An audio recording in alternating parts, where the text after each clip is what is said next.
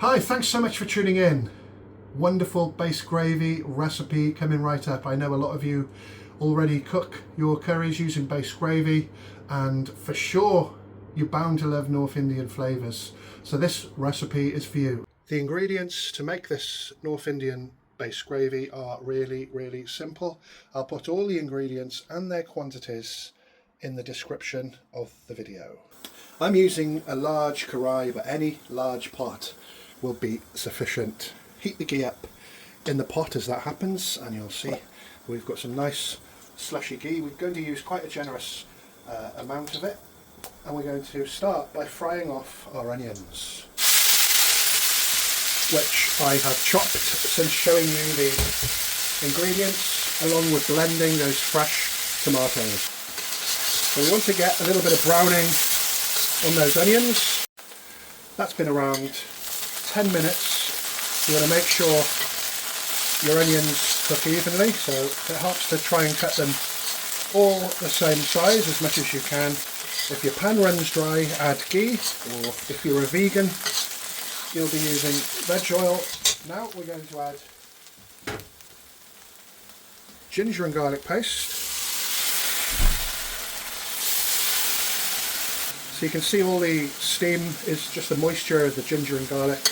We need to cook all that moisture away and roast it just like we did the onions. Approximately 5 minutes later we have our concentrate ginger, garlic and onion paste. Next we can add some cashew nuts, unsalted, give a beautiful texture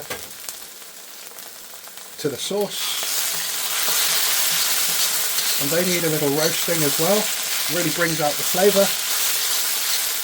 So next, after a few minutes roasting those cashews, we'll go in with the spices. So we've got a heaped tablespoon of kasuri mati, or dried fenugreek, with a pinch of ashwine.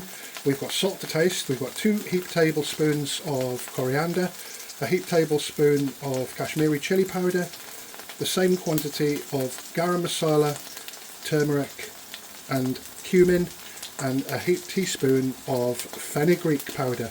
So if you don't want to buy all those spices, I don't blame you. If you're not a real avid curry chef, you can simply buy some mixed powder from Taste of India. It's got it all. So you just need to roast those spices out. There's enough liquid still left in the pan that will stop those spices from burning. So with all the powders, it's going to make a really thick paste. This is the time to add gradually the tomatoes that I've blended. Let's add about half to start with. And really important with fresh tomatoes to cook those raw flavours out. After a couple of minutes, that's really thickened up again. We can add the remainder of the tomato. It's lovely cooking from fresh, from scratch. And give it a good stir. So if you're wondering what dishes this goes well with, it's a North Indian standard gravy. It's got it all. It's got all the authentic flavours of North India. So that's most of the things on the British Indian restaurant menu. And I recommend butter chicken, butter paneer, even kormas, you name it, just replace it instead of using your base gravy, and your dish will be incredible. And if you don't use base gravy, just make this base gravy and make any curry with it. It's so simple. I'll show you what I'm going to do with it right at the end of the video. And we're going to add some water now just to prolong the cooking process to make sure everything is super soft. So that's reached a great temperature now. We've got some oil splitting slowly. Make sure nothing's sticking to the bottom of the pan. Aromas are incredible. Next we're going to add some full fat yogurt. Don't use fat-free or no fat yogurt. We don't want it to split. So what we do with that, we add some of the curry to the yogurt, and we temper the yogurt before we add it. This will prevent curdling or stop it splitting, and it works every time. It's nice and mixed. And this gives a brilliant element to the sauce. It's nice and sour. As it cooks down, You have a really beautiful creamy texture. So that's been boiling now for about 10 minutes. Give me a good indicator to see whether it's cooked. Look at the size of the cashew nuts, they're nice and plump. And then we've got one final stage left. Check how this is going to look once it's relaxed. So that's been relaxing for about 15-20 minutes and the aromas are incredible. I've had a taste, it's just absolutely divine. I can't wait to cook with this. Now, it's a little bit like that song, should I stay or should I go now? And what I mean by that is we could keep it like this with a nice rustic charm to it with the whole cashews, or blend it with a stick blender. The choice is yours. I'm going for the stick blender.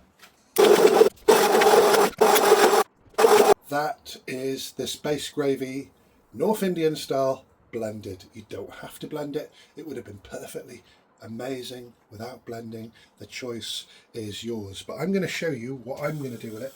Let's bring it back to the heat. And I'm just going to show you how I'm going to use this. The aromas are magnificent. Transports me back to Delhi. Real authentic flavours. So we've got a kilo of paneer that I've had soaking for about half an hour in water, and this is how I'm going to use the space gravy all at once.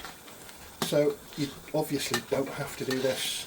You can use the space gravy in portions. You can put it into the freezer for absolutely ages. You can put it in the fridge, and I recommend you portion it up. But here we have a big batch of paneer. You could have added your pre-cooked chicken here or whatever you want. The choices are endless. So I hope you've enjoyed that video, and I'll be back real soon with some more great videos.